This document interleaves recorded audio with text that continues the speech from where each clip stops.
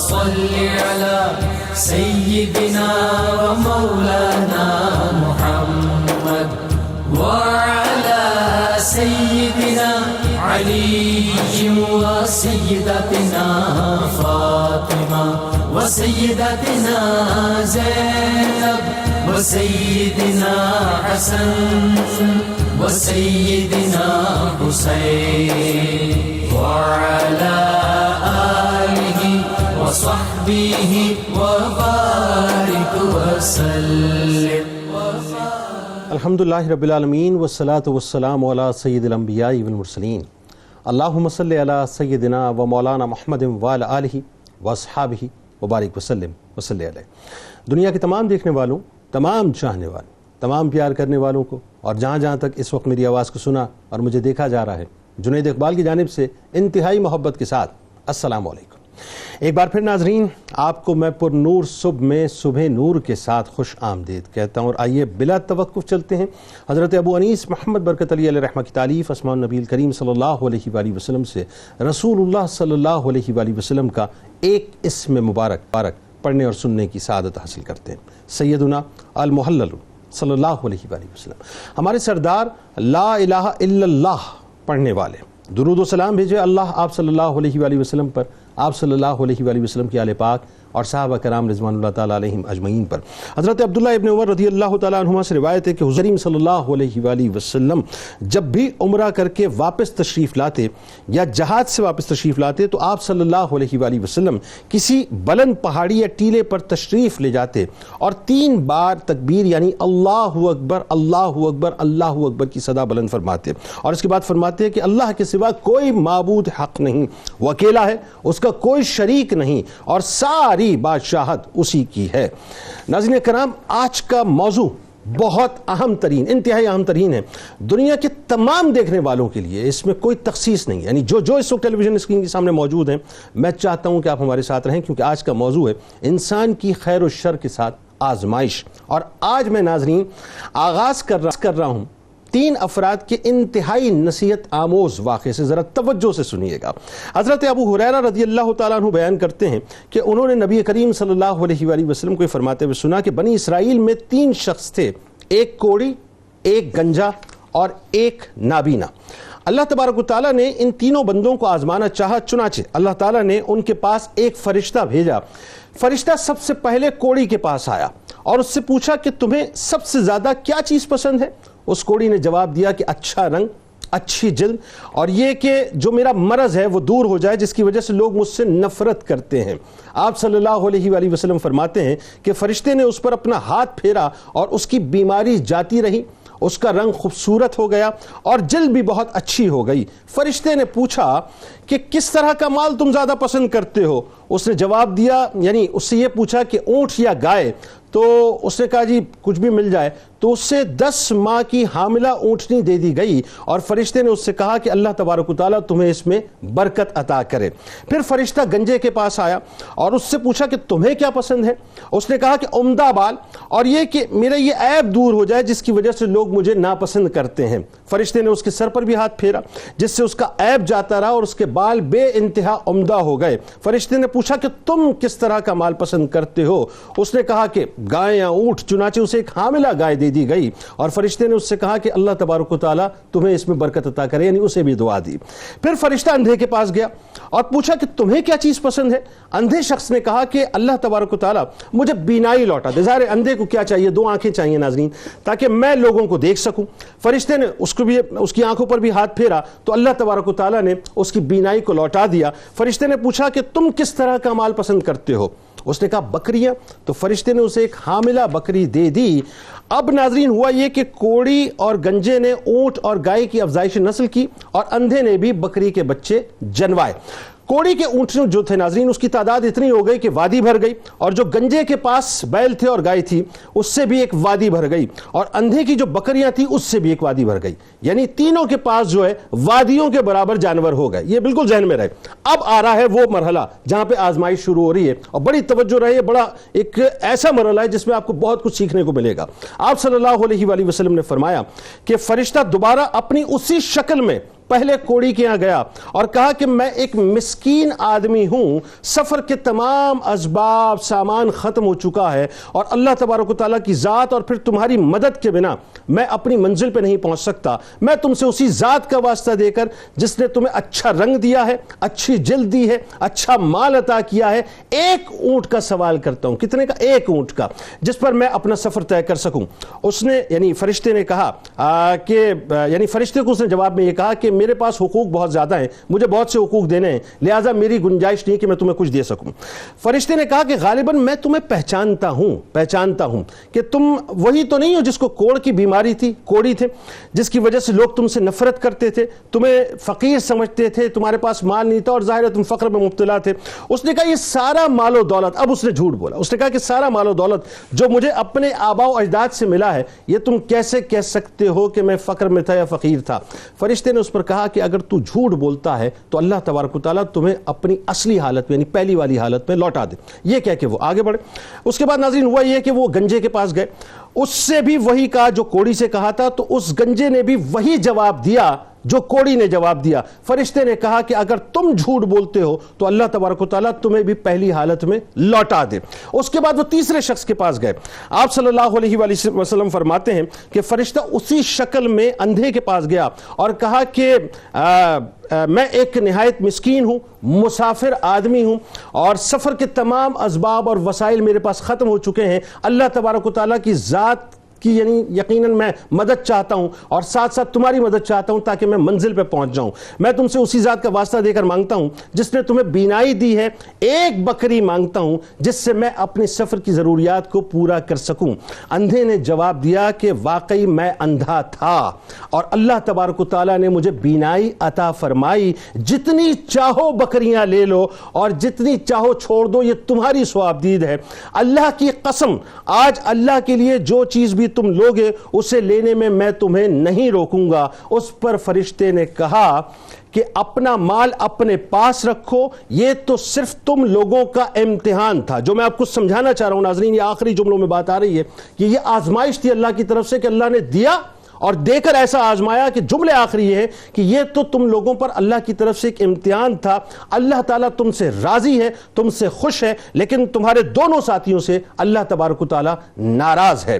آج بنیادی طور پہ ہم یہی بات کریں گے ناظرین کہ انسان کی جو خیر و شر کے ساتھ آزمائش ہوتی ہے، یعنی جو نعمتیں اللہ نازل کرتا ہے اس کے بعد جو آزمائش میں انسان مبتلا ہوتا ہے، اور جو شر ہوتا ہے ناظرین جس میں انسان کو برائی کا موقع مل رہا ہوتا ہے، برائی وہ کر سکتا ہے، لیکن اس آزمائش سے انسان کیسے نکلتا ہے۔ پھر اس کا ایک جزوی پہلو یہ بھی ہے کہ جو مصیبتوں کا نزول ہوتا ہے اس پر انسان کس انداز سے صبر کرتا ہے اور اس آزمائش سے نکلتا ہے۔ اللہم صلی علی سیدنا و مولانا محمد وعلی سیدنا علی و سیدتنا فاطمہ و سیدتنا زینب و سیدنا حسن و سیدنا حسین وعلی آلہ و صحبہ و بارک وسلم۔ اللہم صلی علی سیدنا و مولانا محمد وعلی سیدنا علی و سیدتنا فاطمہ و سیدتنا زینب و سیدنا حسن و سیدنا حسین وعلی آلہ و صحبہ و بارک وسلم۔ موضوع ایسا ہے کہ آج تو ظاہر ہے بہت سے لوگ جو اس وقت ٹی وی اسکرین کے سامنے موجود ہیں، جن کے پاس ساری خیر بھی موجود ہے اور جو کہیں شر میں بھی مبتلا ہو کے آزمائش میں مبتلا ہوتے ہیں، میرا خیال ہے بڑے توجہ سے آپ کو سنیں گے۔ پہلے تو یہ بتائیے کہ خیر و شر کیا ہے، اس کا جو ایک اسلامی تصور ہے وہ کیا ہے، قرآن اس بارے میں کیا کہتا ہے، اور خاص طور پہ جس آیہ مبارکہ سے آج ہم نے موضوع کا جو انتخاب کیا ہے کہ انسان کی خیر و شر کے ساتھ جو آزمائش ہے، اس حوالے سے اس کی جو تفاسیر ملتی ہیں وہ کیا ملتی ہیں؟ بسم اللہ الرحمن الرحیم۔ آج کا یہ جو موضوع اور یہ جو عنوان ہے یہ سورۃ الانبیاء کی ایک آیت مبارکہ کا جز ہے۔ وَنَبْلُوكُمْ بِالشَّرِّ والخیر فتنہ، کہ ہم تمہیں آزماتے ہیں خیر کے ساتھ اور شر کے ساتھ، کہ دونوں کے ذریعے سے آزمائش میں مبتلا کر کے تمہیں آزماتے ہیں۔ آپ نے اپنے سرنامہ کلام میں جس خوبصورت حدیث مبارکہ کو موضوع بناتے ہوئے اس عنوان کو کھولنے کی سعی کی ہے، یقیناً یہ ایک طرح سے ابتدائیہ اور بہت جاندار ابتدائیہ، جزاک اللہ۔ خیر اور شر، یہ دونوں طاقتیں ایسی طاقتیں ہیں جن کا پیدا کرنے والا رب ذوالجلال ہے، بے شک۔ اور اللہ رب العزت نے جب انسان کو اشرف المخلوقات فرمایا تو پھر انسان خیر اور شر دونوں طاقتوں کو اٹھانے والا اور بیک وقت دونوں کا حامل ہے۔ بالکل صحیح، کہ دونوں کے درمیان دونوں جو طاقتیں ہیں وہ انسان کے پاس ایک ہی وقت میں موجود رہتی ہیں، ٹھیک ہے، بالکل صحیح۔ اور پھر جب ان دونوں چیزوں کے ساتھ وہ اپنی منزل کی جانب بڑھتا ہے تو کبھی وہ خیر اس کے لیے رکاوٹ بنتی ہے، امتحان بنتا ہے، اور کبھی شر جو ہے اسے منزل کی جانب جانے سے روکتی ہے۔ ٹھیک ہے۔ اب اس خیر اور شر کا جو ایک وسیع مفہوم ہم اپنے سامنے رکھتے ہیں، ایک تو وہی ہے جس کی جانب آپ نے بھی اشارہ کیا کہ انعامات دیے، اور دوسری طرف جو ہے فقر میں مبتلا کیا، تو دونوں صورتیں موجود ہیں۔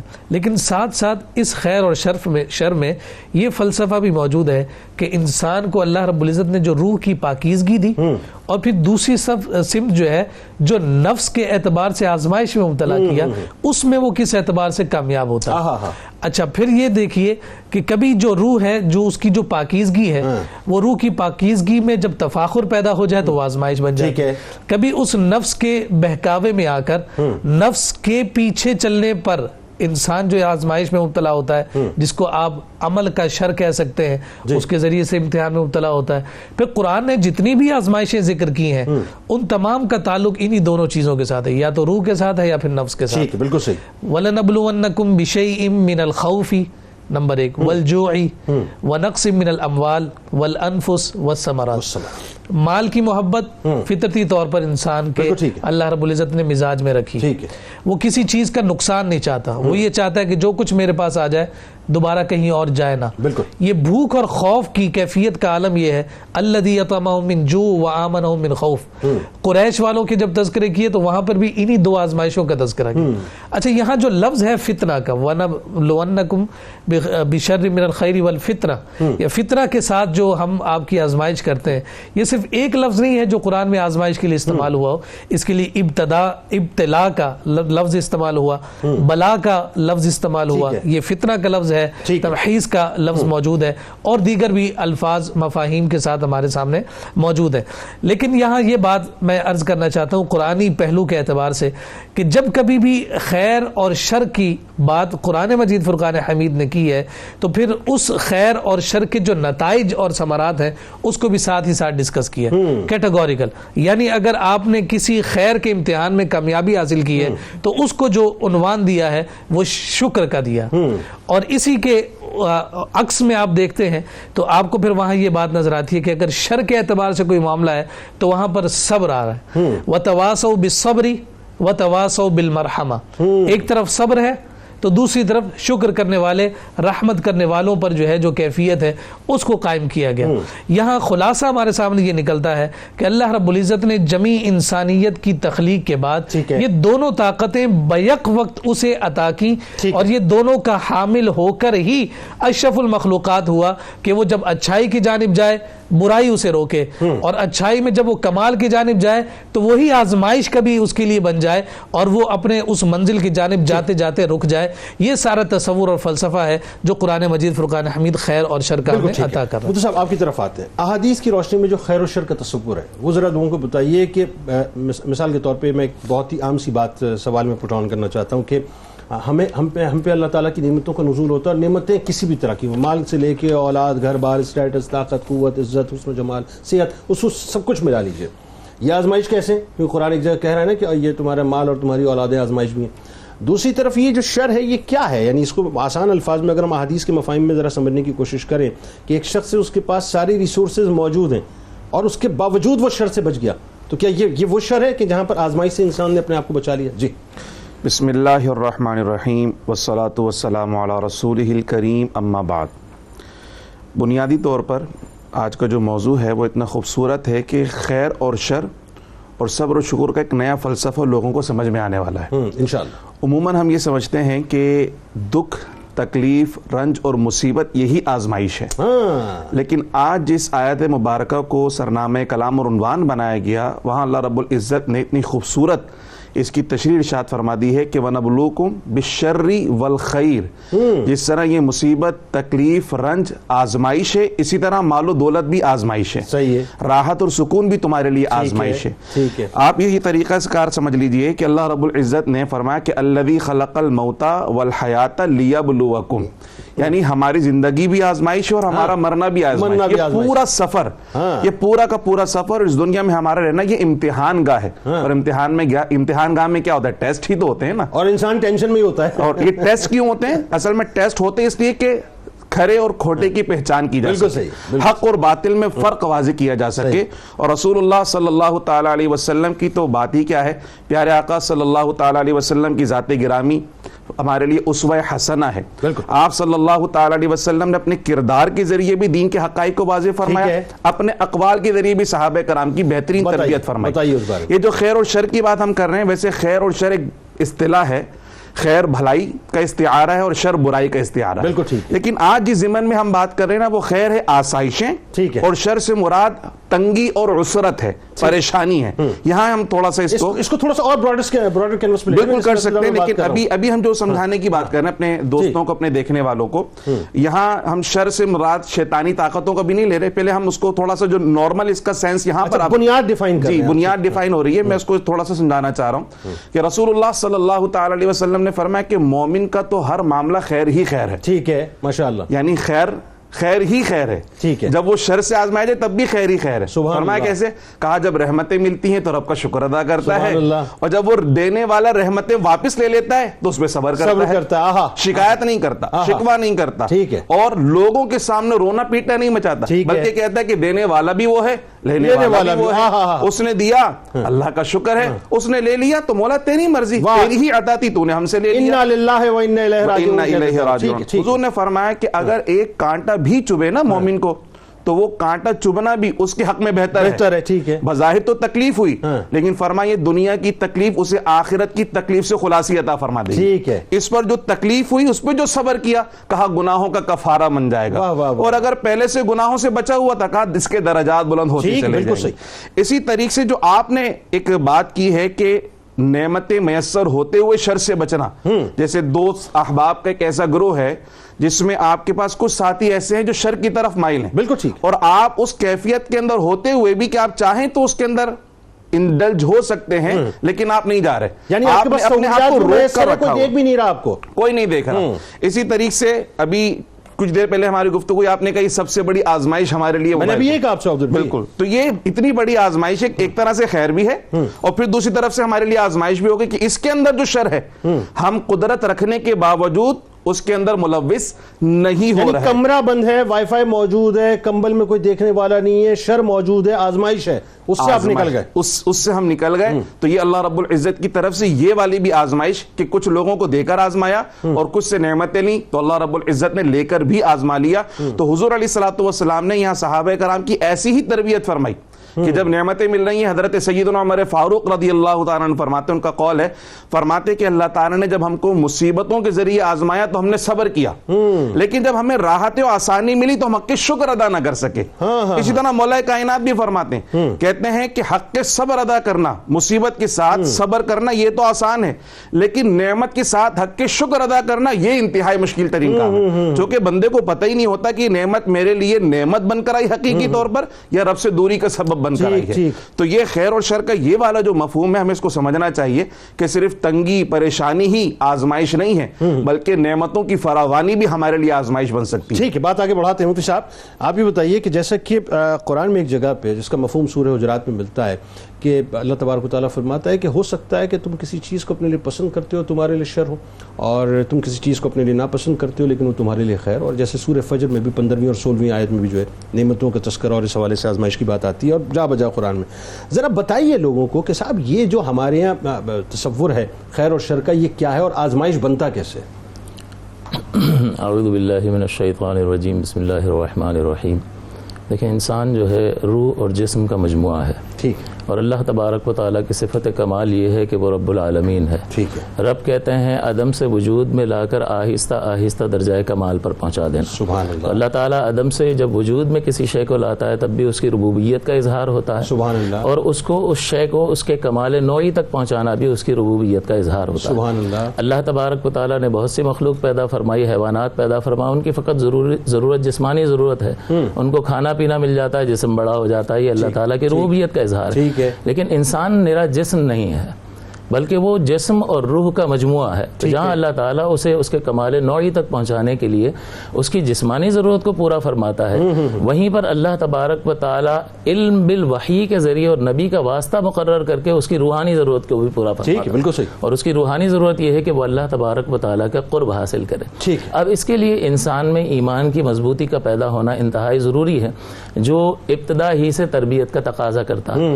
آپ نے جس آیت مقدسہ کا ذکر کیا اس میں اللہ تبارک و تعالیٰ انسان سے فرما رہا ہے کہ عسیٰ ان تکرہوا شیئا وہو خیر لکم، یہ ہو سکتا ہے کہ تم کسی چیز کو ناپسند کرو اور وہ تمہارے لیے بہتر ہو. عسیٰ ان تحبوا شیئا وہو شر لکم، اور ہو سکتا ہے کہ تم کسی چیز سے کو محبوب رکھو اور وہ تمہارے لیے شر ہو. واللہ یعلم وانتم لا تعلمون، اللہ جانتا ہے تم نہیں جانتے.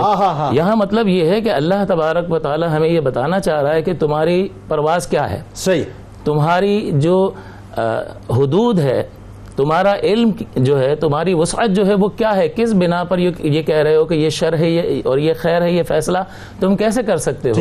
یہ وہی کر سکتا ہے جو خیر اور شر کا خالق ہے. بے شک. تو اللہ تعالیٰ نے گویا کہ ہمارے علم ہی کی نفی فرما دی کہ تم جانتے ہی نہیں ہو. بالکل. واللہ یعلم وانتم لا تعلمون، اللہ جانتا ہے تم نہیں جانتے. تو تم جس چیز کو بیس بنا رہے ہو اس بیس ہی کو اللہ تعالیٰ نے جب نکال لیا تو جب بنیاد نکل گئی تو عمارت تو دھڑام سے نیچے کر دیا نا. اس کا مطلب یہ ہے کہ you will have to surrender totally. اللہ تبارک و تعالیٰ کی بارگاہ میں آپ کو مکمل طور پر سرنڈر کرنا پڑے گا. اور یہ آزمائش جو ہے اللہ تبارک و تعالیٰ نے سورہ فجر میں فرمایا کہ اما الانسان اذا ما ابتلاه فاکرمه ونعمه فیقول ربی اکرمن، کہ بہرحال انسان کے جب اللہ تعالیٰ اس کو مبتلا فرماتا ہے آزمائش میں اور اسے نعمتیں دیتا ہے، اسے جا اور منصب دیتا ہے، تو کہتا ہے کہ مجھے میرے رب نے عظمت دی، اکرام سے نوازا، عزت دی. وَأَمَّا إِذَا مَا ابْتَلَاهُ فَقَدَرَ عَلَيْهِ رِزْقَهُ فَيَقُولُ رَبِّي أَهَانَنِ، اور جب اللہ تبارک و تعالیٰ اسے آزماتا ہے اور کچھ تنگی رزق میں مبتلا فرماتا ہے تو کہتا ہے میرے رب نے تو مجھے خوار کر دیا. اللہ تعالیٰ فرماتا ہے کلا، ہرگز ایسا نہیں ہے. ہم نے کب کہا کہ یہ نعمت کا ملنا اور مصیبت میں مبتلا ہونا، یہ کوئی نعمت کا ملنا جو ہے وہ تمہاری عظمت پر دلالت کرتا ہے، یا کسی آزمائش میں مبتلا ہونا یہ تمہارے جو ہے نقص پر دلالت کرتا ہے؟ ہرگز نہیں. ہم نے تو آیت کی ابتدا میں کہا اما اذا مبتلاہ، ہم نے تو دونوں کو ابتلا بنایا ہے، چاہے نعمت دیں یا تنگی رزق میں مبتلا کریں. یہ تو تمہارا اپنا اسٹینڈرڈ ہے کہ تم کہہ رہے ہو کہ اکرمن اور اہانن یہ تمہارا خود ساختہ اسٹینڈرڈ ہے. ہم نے اس کو اسٹینڈرڈ نہیں بنایا بلکہ ہم نے اسٹینڈرڈ بنایا ہے ان اکرمکم عند اللہ اتقاکم. سبحان اللہ. اللہ کے نزدیک عزت والا وہی ہے جو تم میں سب سے زیادہ متقی اور پرہیزگار ہے. اس کا مطلب یہ ہے کہ اللہ رب العزت نے کمال کرم اور فضل کے تحت ہر انسان کو برابر ایک موقع فراہم کیا ہے اور کھیلنے کا پورا موقع دیا ہے کہ اب تم تقوی اور پرہیزگاری اختیار کر کے ان خیر و شر کی آزمائشوں پر پورا اتر کر اپنے رب کو راضی کرتے ہوئے اس کی بارگاہ کو قرب حاصل. اچھا ایک بات بتائیے مفتی صاحب، جیسے آج ہمارے یہاں تو شر ہی شر پھیلا ہوا ہے نا چاروں طرف، یعنی نگاہ کھولنے سے لے کے جب نگاہ اٹھتی ہے کسی بھی جگہ پہ تو وہاں سے جو شر کا سلسلہ شروع ہوتا ہے پھر بات بہت آگے تک جاتی ہے. اس کا مطلب یہ ہوا کہ ہر قدم قدم پہ آج دنیا میں آزمائش ہے، نگاہ کھولنے سے لے کر جو ہے وہ ہر عمل تک آزمائش ہی آزمائش نظر آ رہی ہے شر کی صورت. اللہ تعالیٰ نے قرآن میں فرما دیا لقد خلقنا الانسان فی کبد، ہم نے انسان کو آزمائشوں ہی میں پیدا کیا ہے. تو جب وہ پیدا ہوتا ہے اور ماں کے رحم میں رہتا ہے تو کتنی تنگی میں وہ وقت گزار رہا ہوتا ہے. ایسا ہی ہے. پھر جب پیدائش تو اس وقت بچے کو بھی اب ایک تکلیف، ایک نوع کی تکلیف محسوس ہوتی ہے. پھر دودھ کا چھوٹنا، دودھ کا پینا، یہ ایک نوع کی تکلیف ہے. پھر کسب معاش اور پھر پوری زندگی گزارنا اور پھر موت سے دوچار ہو جانا. کل نفس ذائقۃ الموت، جیسا کہ یہ آیت مقدسہ کا ایک جز ہے جس پر ہم کلام کر رہے ہیں. تو یہ ساری آزمائشوں سے وہ گزرتا ہے. ضرورت اس امر کی ہے کہ اللہ تبارک و تعالیٰ نے اپنے اجباری فیصلے کے ذریعے کہ کون کہاں پیدا ہوگا، کس گھر میں پیدا ہوگا، یہ بچہ کسی ماں کے کسی باپ کے سپرد کر دیا، اب یہ ان کی ذمہ داری ہے کہ وہ اس کی تربیت کریں. یا ایھا الذین آمنوا قوا انفسکم واہلیکم نارا، اپنے آپ کو اور اپنے گھر والوں کو اس آگ سے بچاؤ جس کا ایندھن آدمی اور پتھر ہے. تو یہ تربیت کا تقاضا کرتا ہے کہ جب تربیت ہوگی تو ایمان مضبوط ہوگا. جب ایمان مضبوط ہوگا تو اللہ تعالیٰ کی ذات پاک پر توکل ہوگا اور پھر وہی اس آزمائش میں کامیاب ہو سکتا ہے. اور اس آیت مقدسہ میں آخر میں فرمایا وَإِلَيْنَا تُرْجَعُونَ، ہماری ہی طرف لوٹو گے. تو جب آزمائش ہوتی ہے تو دیر از اے ریزلٹ، یعنی جو بھی آپ کا ٹیسٹ ہوتا ہے اس کا کوئی نہ کوئی ریزلٹ تو نکلتا ہے. الینا ترجعون سے اس طرف اشارہ ہے کہ میری ہی طرف لوٹنا ہے. اگر بے صبری کا مظاہرہ کرو گے اور ناشکری کا مظاہرہ کرو گے تو اس کا مطلب یہ کہ جب ہماری بارگاہ میں لوٹو گے تو پھر اس کا انجام بھی ویسا ہی ہوگا جیسے تم نے بویا تھا. بالکل ٹھیک. اچھا ابھی بتائیے علامہ اکرام صاحب کہ آزمائش بنیادی طور پر کیا ہے؟ یعنی ایک بڑا عام سا سوال ہے، بڑا سادہ سا سوال ہے کہ خیر بھی ملی بھی ہے، شر بھی سامنے ہے، اور خیر کے اندر ہی کہیں نہ کہیں شر موجود بھی ہوتا ہے ساتھ ساتھ. تو اگر ہم یہ اس کو ڈیفائن کرنا چاہیں کہ آزمائش کیا ہے وہ ذرا بتائیے لوگوں کو. بسم اللہ الرحمن الرحیم. دیکھیے قبلہ مفتی صاحب نے بڑی خوبصورت بات ارشاد فرمائی کہ یہ اسٹینڈرڈز ہمارے اپنے بنائے ہوئے ہیں. کسی کا بڑا محل دیکھ لیں، کسی کی بڑی گاڑی دیکھ لیں تو ہم کہتے ہیں کہ جناب یہ بڑی آسودگی میں ہے، راحت میں ہے، اس پر تو خیر ہی خیر ہے. کسی بیچارے کو فقر میں مبتلا دیکھیں، مفلسی میں دیکھیں تو ہم نے ہی اپنا ایک معیار بنا لیا ہے کہ اسے آزمائش میں مبتلا کر رہے ہیں. لیکن دونوں میں صحیح ہے دیکھنا کہ جی وہ نہیں، بالکل یہ اسٹینڈرڈ کسی طور پر بھی درست نہیں، چونکہ ہم خود ہی یہ بات کر رہے ہیں کہ ظاہری طور پر کوئی جو ہے نا ایسا نظر آ رہا ہے کہ جو مفلس ہے، لاچار ہے، لیکن اسی مفلسی میں اللہ رب العزت نے اس کی عاقبت کو سنہرا بنا دیا ہے، اس کی عاقبت کو خوبصورت بنا دیا ہے. تو یہ فقر اس کے لیے کل اجر کا ذریعہ بن جائے تو یہی تو اس کی کامیابی ہے. اللہم صلی علی سیدنا و مولانا محمد وعلی سیدنا علی و سیدتنا فاطمہ و سیدتنا زینب و سیدنا حسن و سیدنا حسین وعلى آله وصحبه وبارك وسلم. اللهم صل على سيدنا ومولانا محمد وعلى سيدنا علي وسيدتنا فاطمة وسيدتنا زينب وسيدنا حسن وسيدنا حسين وعلى آله وصحبه وبارك وسلم. اچھا جی، بات آپ کی ڈسکنٹینیو ہوئی تھی وہیں سے آزمائش کے حوالے سے. جی وہ آزمائش کے اعتبار سے یہی کہ دین میں جتنا انسان مضبوط اور پختہ ہوتا ہے آزمائشیں اتنی ہی زیادہ ہیں، اور دین میں نبیوں سے زیادہ کون مضبوط اور پختہ ہو سکتا ہے. اس لیے حضور علیہ السلام نے فرمایا کہ انبیاء پر سب سے زیادہ آزمائشیں آتی ہیں. حضرت عبداللہ ابن مسعود رضی اللہ تعالی عنہ ایک روایت بیان کر رہے ہیں متفق علیہ حدیث. وہ کہتے ہیں کہ میں حضور کی مجلس میں بیٹھا تھا اور کہتے ہیں اب میں ایسا ہی لگتا ہے کہ جیسے حضور علیہ السلام بیان فرما رہے ہوں. اللہ کہتے ہیں کہ حضور علیہ السلام ایک نبی کا تذکرہ کر رہے تھے کہ جس کی امت نے ان پر اتنا زیادہ جو ہے مسالم ڈھائے، اتنا زیادہ ان پر جو ہے تکالیف ڈالی کہ وہ نبی اپنے چہرے سے خون صاف کرتے تھے اور ساتھ کہتے تھے باری تعالیٰ میری امت پر رحم فرما. اللہ یعنی نبیوں پر ایسے ایسے بھی آزمائشیں آئی ہیں، لیکن ان آزمائشوں کے نتیجے میں اللہ رب العزت جو درجات بلند فرماتا ہے وہ کسی سے ڈھکا چھپا نہیں. یہ ایک حضور علیہ السلام کا فرمان ابو موسیٰ اشعری کہتے ہیں کہ جب کسی بچے کی وفات ہوتی ہے، یعنی بچہ نومولود ہے اس کی وفات ہوتی ہے، تو اللہ رب العزت فرشتوں سے دریافت کرتا ہے کیا تم نے اس کے بچے کی روح قبض کی؟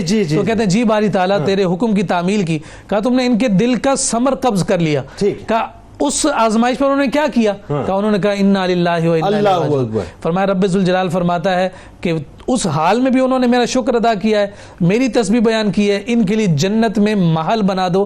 فرمایا کہ اس کا نام بیت الحمد رکھا جاتا ہے. آزمائشوں میں صبر جو ہے اور نعمتوں پر شکر جو ہے اللہ رب العزت کی بارگاہ میں درجات کی بلندی کا ذریعہ. اس موضوع کا ایک پہلو یہ بھی ہے کہ جی اس میں ظاہر ہے اگر انسان نے اللہ نے جو ہے انسان کو خیر عطا کی ہے تو اس میں وہ اس خیر میں کس انداز سے جو اللہ کا شکر ادا کرتا ہے, اور اللہ تبارک و تعالیٰ نے اگر اس کو ابتلا میں مبتلا کیا ہے, مصیبتوں کا نزول فرمایا ہے, تو اس میں وہ کیسے جو ہے صبر کرتا ہے. اچھا اب اس میں سوال یہ بنتا ہے صاحب کہ انبیاء کرام علیہم السلام, صحابہ کرام رضوان اللہ تعالیٰ علیہم اجمعین, اہل بیت اطہار کی بات آتی ہے, اولیاء کرام کی بات آتی ہے, تو یہ جو درجہ بدرجہ ایک ہمیں جو ہے مصیبتوں کا, آزمائشوں کا نزول نظر آتا ہے, ذرا اس پہ کلام فرمائیے کہ ہم تو کچھ بھی نہیں ہے صاحب, وہاں دیکھتے ہیں تو صورتحال بالکل مختلف ہے. بسم اللہ الرحمن الرحیم والصلاۃ والسلام علی رسول الکریم. بلا شبہ آپ نے بہت اہم بات فرمائی. علامہ صاحب نے ایک حدیث مبارکہ ذکر کی تھی جس میں حضور نے فرمایا کہ سب سے زیادہ آزمائش جو ہے وہ انبیاء کرام پر ہی آتی ہے. بالکل ٹھیک. یہاں ہمارے لیے بھی ایک اصل میں روشنی یہ ہے کہ ہم تھوڑی سی عبادت اگر کریں, قرآن پاک کی تلاوت کریں, ہم سمجھتے ہیں کہ ہم تو اللہ کے بڑے محبوب ہو گئے, ہم پہ تو آسانیاں آنی چاہیے. اور ایسی صورت میں اگر کوئی آزمائش اللہ رب العزت کی جانب سے آ جائے تو ہم فوراً رونا شروع کر دیتے ہیں کہ وہ تو نماز نہیں پڑھتا, وہ خوش ہے اور میں نماز پڑھتا ہوں پھر بھی پریشانی. یعنی کفر تک بات چلی جاتی ہے. ہماری نماز کیا نماز ہوگی کہ ابراہیم علیہ السلام سے بڑے نمازی ہم ہیں کہ جن کی اولاد کی طرف سے ان کو آزمایا گیا, ان کے نفس کی طرف سے ان کو آزمایا گیا کہ آگ میں ان کو ڈالنے کا حکم کر دیا گیا, اولاد سے ان کو دور کر دیا گیا, بیوی سے ان کو دور کر دیا گیا, اتنی ساری آزمائش. اور پھر ان ساری محبتوں کا امتحان لینے کے بعد اللہ نے کیا درجہ فرمایا, کہا کہ یہ تو خلیل ہیں, اللہ کے خلیل. تو خلیل اللہ نے یہ نہیں کہا کہ کیسی خلت ہے, یہ کیسی محبوبیت ہے کہ مجھے آزمایا ہی جا رہا ہے. اللہ رب العزت نے فرمایا کہ جو جتنا محبوب ہوگا اتنا ہی آزمایا جائے گا, تاکہ پتہ چلے کہ یہ جو خلت کا تاج ہے ایسے ہی عطا نہیں ہو گیا. اور پھر یہ مقام ملا کہ اللہ رب العزت نے انہیں نبیوں کا دادا بنایا. سبحان اللہ. ابو علیہ السلام بھی آئے گا, وہ ان کے نسب سے آئے گا. حضرت سیدنا ایوب علیہ السلام کا ذکر آپ دیکھ لیں, اللہ تعالیٰ نے قرآن میں فرمایا وَذْكُرْ عَبْدَنَا ایوب, ہمارے بندے ایوب کا خاص طور پہ ذکر کریں. اِذْ نَادَىٰ رَبَّهُ, جب تکلیف پہنچی تو رب کو پکارا, لوگوں سے شکوہ نہیں کیا. حضرت نوح علیہ السلام کی تکلیف دیکھیں, ہزاروں سال تبلیغ کر رہے ہیں, لوگ ایمان لے کر نہیں آ رہے, مگر آپ نے اس پر صبر کیا. 12 افراد ٹوٹل, آپ نے اس پہ صبر کیا. حضرت عیسیٰ علیہ السلام, حضرت موسیٰ علیہ, حضرت یونس علیہ السلام مچھلی کے پیٹ کے اندر ہے, پھر اس کے بعد باہر نکلے. محبوبوں کی اتنی آزمائش, اور جو پھر محبوبوں سے محبوب ہیں, جو سردار الانبیاء ہیں. سر ان سے پہلے یوسف علیہ السلام پہ بھی آ جائیے نا, غلام بنا کے گئے, آقا بنا دیے گئے, کتنی آزمائش. یعقوب علیہ السلام, حضرت یعقوب علیہ السلام بیٹے سے جدا کر دیے گئے. حضرت یوسف علیہ السلام کنویں میں ڈالے گئے, مصر کے بازاروں میں بکوائے گئے, نہ کردہ گناہوں پر جیل میں ڈالے گئے, اور پھر اللہ رب العزت نے بادشاہ آپ کو بنایا, سارے خزانوں کا آپ کو مالک بنایا گیا. حضرت موسیٰ علیہ السلام کی جو آزمائش رہی, حضرت خضر علیہ السلام سے جو ملاقات کا آپ ذکر فرما رہے ہیں, یہ ساری کی ساری جو ایک تسلسل اور کڑی ہے, یہ ساری کی ساری ہم کو بتایا جا رہا ہے کہ جو محبوب ہوا کرتے ان کی آزمائش اتنی ہی زیادہ ہوا کرتی. حضور نے فرمایا کہ انبیاء تو آزمائے گئے, مگر سب سے زیادہ جو آزمائش آئی وہ مجھ پر آئی, کیونکہ میں نبیوں کا سردار ہوں. اور حضور علیہ السلام کی آزمائش دیکھیں, مکہ مکرمہ میں دیکھیں, پتھر آپ پر برسائے جا رہے ہیں, طائف کے اندر کانٹے آپ کی راہ میں بچائے جا رہے ہیں, آپ کی گردن میں رسی ڈال کر آپ کو کھینچا جا رہا ہے, مگر اس کے باوجود آپ نے کسی کے لیے دعائے زحمت نہیں بلکہ دعائے رحمت فرمائی. حضور علیہ السلام کے اصحاب کو کوڑے مارے جا رہے ہیں, کوئلوں پر لٹایا جا رہا ہے, مگر شکوے کی کوئی بات زبان پر نہیں آئی جا رہی ہے. اور پھر صبر اور محبت کے جس طرح ذکر کیا کہ جس کو جتنی زیادہ محبت اور جتنا قرب اتنا امتحان, اس امتحان کا عروج ہمیں میدان کربلا میں نظر آتا ہے. نواسۂ رسول, سبط رسول, سید الشہداء امام علی مقام امام حسین رضی اللہ تعالیٰ کی ابتلا اور آزمائش کس سے پوشیدہ ہے؟ یہ تو وہ ہیں جن کے جد امجدوں میں, ایک وہ ہیں جن کے قدموں سے آب زمزم کا کنواں نکلا, ایک وہ ہیں جن کی انگلیوں سے کئی مرتبہ اللہ نے پانی کے چشمے جاری فرمائے, مگر ابتلا ہے کہ بھوکے پیاسے ہیں, لیکن شکوہ نہیں ہے زبان پر کہ آسمان سے پانی برس سکتا ہے, مگر شکوہ نہیں ہے زبان پر. اولاد قتل کر دی گئی, بچے قتل کر دیے گئے, بھائی قتل کر دیے گئے, بولے حسین مولا تیری رضا کی خاطر ایک ایک کر کے میں نے ہیرے لٹا دیے, سب کچھ اللہ کی راہ میں قربان کر دیا. اور پھر یہی نور اولیاء کاملین میں ہمیں نظر آتا ہے. حضور غوث اعظم سے صحابہ کرام کو آپ دیکھیں نا, وہ کتنی آزمائشوں سے گزرے, اور پھر اولیاء کرام. بات یہ ہے کہ یہاں پہ ایک چیز نظر آتی ہے کہ جس عروج پہ خیر دی گئی اسی عروج پہ جو ہے پھر آزمائش بھی کی گئی. بالکل ایسے ہی, اور پھر مرتبے بھی سوا ہیں, مرتبے بھی سب سے بلند و بالا ہیں, اور یہ ایسی مطلب ایسی آپ یہ سمجھے ٹکسال ہے کہ جو اس میں ڈھل گیا پھر ایسا کوئی دوسرا نظر نہیں آیا. ایسا ہی ہے, سب سے بلند و بالا منصب پہ فائز نظر آتے ہیں. اولیاء کاملین نے جب یہ نور حاصل کیا, حضور سیدنا غوث اعظم ایک طرف تو ان کی شان یہ کہ مرغی زندہ کر دیا کرتے ہیں، اور ایک طرف وہ ایام بھی گزرے کہ کھانے کو کچھ نہیں ہے، گھاس کھا کھا کر گزارا کر رہے ہیں۔ حضور خواجہ خواجگان خواجہ غریب نواز ہندوستان آئے تو کتنے مصائب کے اندر، کتنی پریشانیوں کے اندر آزمائے گئے، لیکن یہ سارے اللہ کے ولی ہمیں بتاتے ہیں کہ ہم مقام قرب اور مقام محبوبیت پر جب فائز ہیں